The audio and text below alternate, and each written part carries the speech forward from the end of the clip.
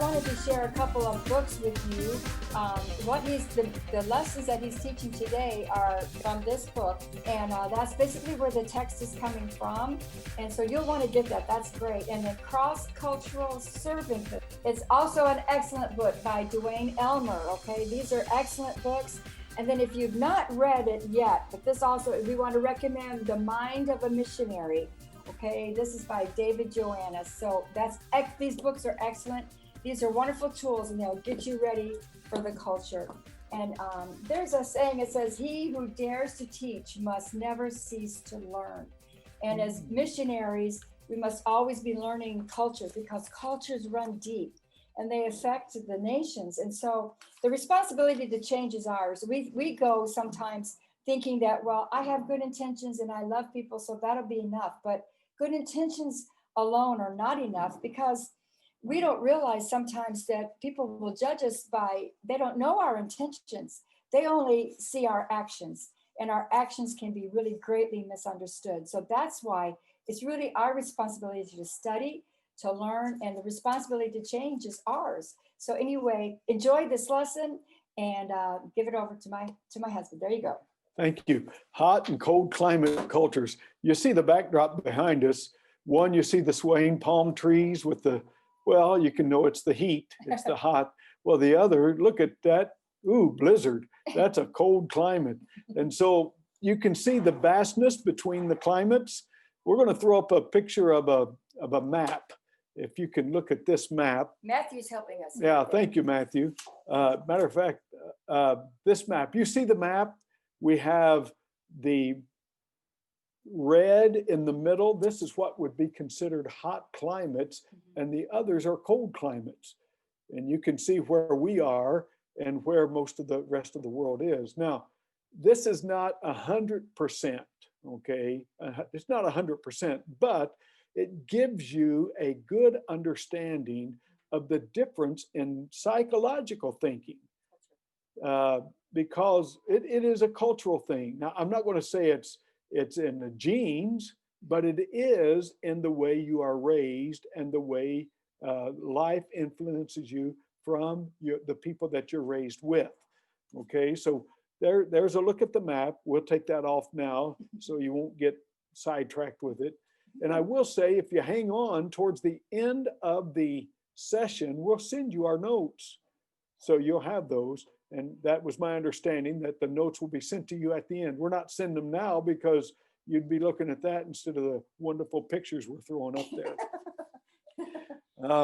Now, when we talk about culture, if I can say, we've been in missions for 36 years. If there's anything that I wished I had known before I went to the field, I wished I had known this little lesson that we're going to talk about right now. The differences in the hot and cold climate cultures. Now, I'm North American, and my being raised, I was born in Virginia, raised in the Midwest, and there's a certain culture that, even in America, we have different cultures from the South to the North. All right, those from Connecticut and New York, they're a lot different from the Southern drawl down in the South, and it's just different. It's just different. And compound that by going across the waters, and you'll see a big, big difference. Now, first of all, we'll talk about a relationship against a task-oriented culture. All right, a relationship culture against a task-oriented culture. Now, take a look at this picture. We have a business meeting, and you'll see the difference. And as I talk for this next little bit, you see the top of the screen is a warm culture, hot climate culture. When they come together, this is a business meeting. What are they doing? Well, they're building relationships with each other. Before the task, they're building relationship. You wouldn't go into that type of a board meeting and start talking about your points of the agenda. No way. You go in and you begin friendly. How's the family? How's the kids? What's going on? This is how you start a meeting, and it's all in their culture. Now, in the bottom picture, you see the cold climate culture. I'm not saying one is better than the other. For the cold climate culture, they are task oriented. What are we here for? Let's not waste everybody's time. Let's go through the agenda. Let's get it done. And they do that. Now, we North Americans are more the cold climate. In our region, it's mostly the hot climate. And so we have to have a difference in our understanding, which is difficult. If I had only known that, I wouldn't have made as many mistakes when I first went to the mission field. I could get the people against me. And it's only because of the difference in the way we were raised and our understanding. Now, the cold climate culture, they are task oriented. Let's get the job done. The hot climate culture, let's build a good relationship. The task takes a back seat. The thing is, we have to feel good about each other before we can get into any tasks. All right, let's take that picture down and just go back to talking one to another. And then another difference in the cultures is the indirect and the directness. Wow, this is where we've really made, where I made a lot of mistakes. Because for me, if I have a problem with Brother Nawasa up there, you see him in the screen, I go straight to him and say, hey man, let's straighten up, let's get this right, let's get this right. You don't do that in a hot climate culture because that brings embarrassment to them. You don't go face to face. No, you don't, you go around the back. Yeah. You go to Brother so-and-so and say, Brother so-and-so, can you help me with a problem that I'm having with Brother Kai or Brother Dallas? We're having this problem. And I don't go face to face with him because that's an embarrassment to him or a shame to him. So this person will go to him for you and they will talk and then they will bring the response back. That way, nobody is shamed face to face. And Lord forbid if you do it on a board. Oh man, if I have 12 people in a board meeting and I have a problem with Brother Navasa and I go, Brother Navasa, in front of all of these people, that is a shame to him. And wow, and that's a shame to the culture. I have to learn that. If I had only known that in the beginning, oh, I would have saved a lot of heartache for them and for me.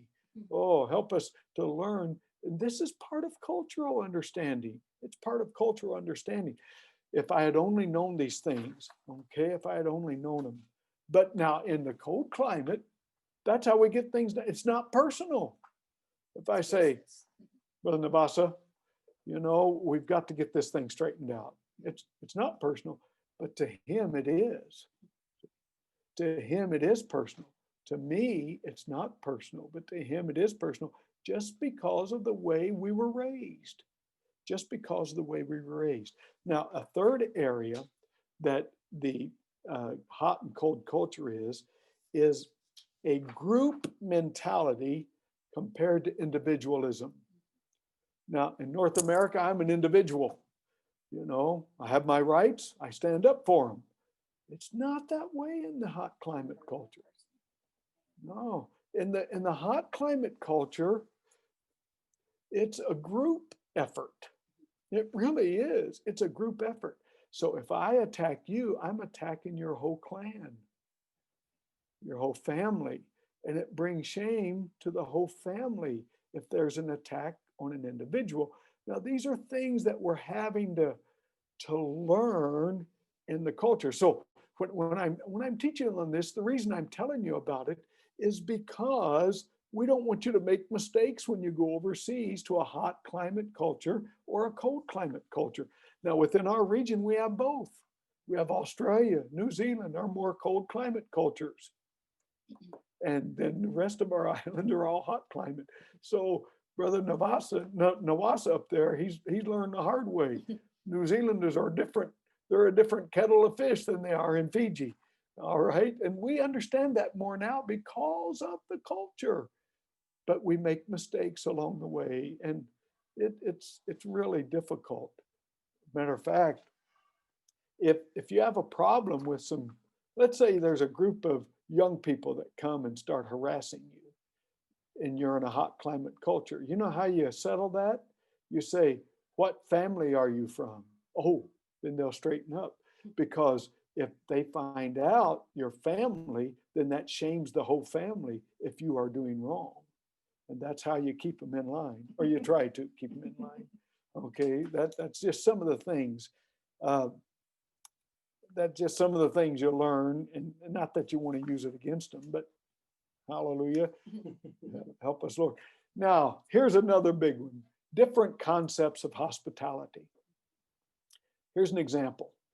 My wife and I, my father's coming to visit us. And so on Friday of this next week, we're going to have a dinner at our house and going to invite some family to come and visit, because my dad's in his 80s. They don't get to see much. So we're going to invite them over. Now, how we're doing it, we're going to send an invitation to them. Said, we'd like you to come over and share a meal with us, with my dad. That's how we do it here in North America. That's a cold climate, because we'll get everything ready ahead of time. In a hot climate, they might just show up. Hey, we come by to visit for a while. Well, we're not used to that. To us, it's come by invitation. And, we want to have everything prepared, but not in the hot climate. In the hot climate, we're all family. We're all part of the deal, man. Just stop by whenever you want to stop by. And stay as long as you like. Oh man, and we're not used to that. Okay, now in a hot climate culture, if you see somebody from a hot climate culture, hey, let's go get a hamburger. Well, in their mind, that means you've invited me to dinner. You're paying for it. That's not that way in North America. You say, hey, why don't we go out? I saw somebody today. I said, hey, let's go out for lunch today. Well, they don't think I'm going to pay for it. They know we're going to go and have fellowship, but everybody pays for their own. It's not that way in a hot climate culture. So that's why I got into trouble when I first became a missionary, because I went with my mentality, not understanding their mentality. And you can get broke quick when you don't have the right understanding. Okay, when you don't have, and even for the hot climate cultured people, when they go around the cold climate cultured people, and the cold climate cultured people say, let's go get something to eat, you go expecting them to pay, and you might not even have any money. Oh, what a revelation that is. Oh, so these are just some things. I'm just touching these things briefly, but you can understand how not knowing the culture can be offensive to people. It really can be offensive. These are just some examples that would help you. We used to have a saying in the Philippines, what's mine is mine, and what's mine is yours if I'm not using it. Because in the family context, the group context, what belongs to one person belongs to everybody. So if you're not using it, well, there, I can use it, see? But not that way in North America. I mean, in North America, we put labels on what's mine. This is mine. You open the refrigerator in the office and everybody's got their food labeled. This is mine, but not in a hot culture. In a hot cultured context, if it's in the refrigerator, it's for whoever's there that wants it. Enjoy yourself, So these are things that, well, it's hard to learn them the hard way, but they help if you know them in advance a little bit. It really does. And finally, I want to talk about a high cultured context, a high context culture compared to a low context culture. Now, what am I talking about there? What I'm talking about there is, in some countries, they really adhere to protocol. They really do adhere to protocol. So when you walk in, if, say on the platform, the board is sitting on the platform, and I walk to the platform and I walk right past all of them and take my seat, that is very offensive. In a high culture, in a high context culture, I should stop and greet each one of them before I would go and take my seat. Now, we don't even think that way, but in a high context culture, Also, how you dress makes a big difference. As a matter of fact, our meeting today, we're in North America. We're a low context culture. We really are. So how are we dressed? However we want to be. I'm wearing an outfit from Indonesia. We're dressed however we want to be. But in a high context, if they were in a teaching session, they would have a suit and a tie on. They would, because that's the proper protocol. And when you violate that, there's something that happens in the transfer of your message. In a high context, I wouldn't dare go to minister without a tie on or a suit coat or their formal dress. Now, this is their formal dress in Indonesia. Okay, I'm in their formal dress. But if I would go without that, here's an example. I was teaching one time, preaching, and I had my hand in my pocket. Well, in their culture, that's very disrespectful. If a man is preaching the word of God and has his hand in his pocket, oh, that's casual. We don't treat the word of God casually. So while I was preaching, the man came up and took my hand out of my pocket. I had no idea what was going on. I didn't know that I was irritating this man, but he was so irritated that he couldn't even concentrate on the message. He came up and took my hand out of my pocket while I was preaching, and I didn't know what was going on. But you learn these things over time in a high context and a low context culture. These are very important. Now, I've only got, wow, can you believe it? 3 or 4 minutes left. So I do see we have some chats. I want to take time to answer questions if you would have any questions. And Brother Matthew's been my facilitator here. And yeah, he's sending the notes to you now. So you can have these notes. Now I have a lot more notes than what I talked about. Did you have a question there, Brother Navasa, or no? You're just adjusting your screen. He's just saying hello. Hello. Sister O'Donnell sent in the chat. Okay. How is best to learn the culture of others, by books or by just immersing yourself? Well, that is a good question, Sister O'Donnell. I would start by books. You can get online and find out information. These books that I had mentioned are excellent, that would help you. But immersion is also very important. Now, when you get the notes, you will see the one. I have the name of the book at the bottom of the notes. You can't see that there. Matthew is also. But Matthew, our facilitator, is going to be sending those to you also, the names of the books that we have taken a lot of this information from. Total immersion helps, but the danger in total immersion is if you don't know something before you get there, you're going to make a lot of mistakes. And if the culture that you're with is not very forgiving, that becomes more of a hurdle for you. Now, for most of the Pacific, they're very forgiving. And they do understand because they've had missionaries through the years, short-term and long-term.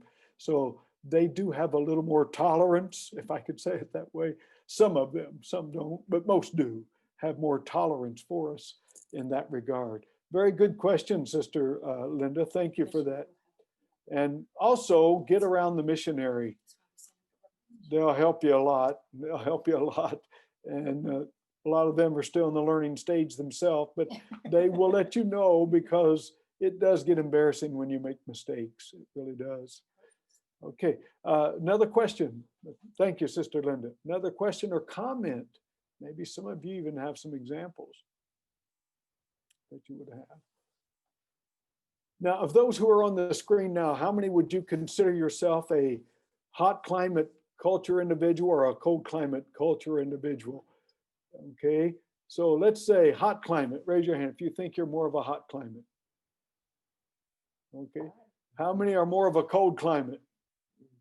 Raise your hand. Okay, and that's true. All of us have some of both. All of us have some, because it's not a pure thing, but it does give you a pretty good idea of where you stand. Now, I'm from Virginia. I was born in Virginia. I'm from the South more so. Hi, y'all, and come in. And my wife's from Chicago. So it's more like send a note if you're going to come so I can be prepared. Okay, and I'll clean the house and I'll you know, that type of a deal. So it's been at times interesting in our 45 years of marriage, but she's coming along, or I'm coming along, one or the other. Amen. All right. Any more comments or things that we would like to discuss?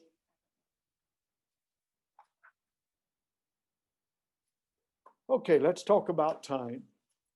I've got 5 minutes. We were invited to, I was going to do a wedding. I was in the Philippines. I was a new missionary. It was in my first 4 years there. And we were invited to do a wedding. It was about 3 or 4 hours away from where we lived. And so they announced that the wedding was going to be at 2 o'clock. So, I mean, here I was, North American, I was going to be there on time. So we made sure that we planned to be there at least 45 minutes early to make sure everything's in order. So we get there 45 minutes early to the church. Nobody's there. I was, is this the right place? You know, and we didn't know what, we waited 15, 20, 30 minutes. Finally, some kid came by and I said, is this the church? You know, United Pentecostal Church. They, oh, yeah. I said, is this where the wedding's taking place? They said, oh, yeah. I said, well, it's supposed to start in 20 minutes. There's nobody here. Oh, yeah, it'll start. Well, I didn't realize it, but in their mind, time is not the same as ours. In their mind, it's time to begin the preparations for the wedding at 2 o'clock. We were told the wedding was at 2, but in their mind, that's when we get ready to get started. The bride hadn't even got ready yet. She hadn't even started getting ready yet. She was probably just having the ladies come to her hut to help her get ready at 2 o'clock. I think it started somewhere around 3:30 or 4 o'clock. And so we were just sitting there the whole time. So we learned after a while, if they had announced certain things, that we got there a little bit later, because to them, it's the event and not the time. Now, as a North American, I was very interested in everything being right on time, but that's not the case. It's the event that's the important thing and not the time. In our mind, we think, what's the matter with these folks? Why don't they understand time is important?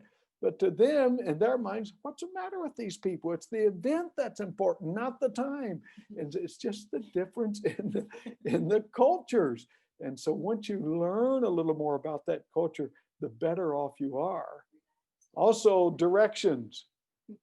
Oh, man. If I go up to somebody in a hot climate culture and I say, how do I get to so-and-so? And they don't know. You know what they'll tell me? Say, well, you go down the street here and you go about 2 or 3 streets and you'll turn right and you'll go over there and you go there and then you'll find it. Well, that's not where it's at. I go down that street and I can't find it, but I find somebody else and I ask them and they say, well, you go over there. Why do they do that? They're not lying in their mind. In their mind, they're creating a good relationship between you and them because they don't want to be embarrassed to tell you they don't know. You're in their country and they don't know where it's at, and it's embarrassing. And so if you've put them in a situation that would embarrass them if they say, I don't know, so they give you directions. And hopefully by the time the day's over, you'll find where you're going. Okay. So it's just one of those things. In my mind, they told me a lie, but in their mind, no, they've kept their dignity. They've kept their dignity and they've kept you happy. So it's just a little thing that's difficult sometimes I'm not saying which one is right or wrong. I'm saying it's right in their culture the way they do, and it's right in your culture the way you do. But to learn the culture where you're going, you're the outsider. It's very important. Okay. God bless you. Thank you for joining with us on this little short lesson on hot and cold climate cultures. And if we can be of any other benefit, please contact us. And please let us know when you're ready to come into the Pacific. Amen. God bless you today. Amen.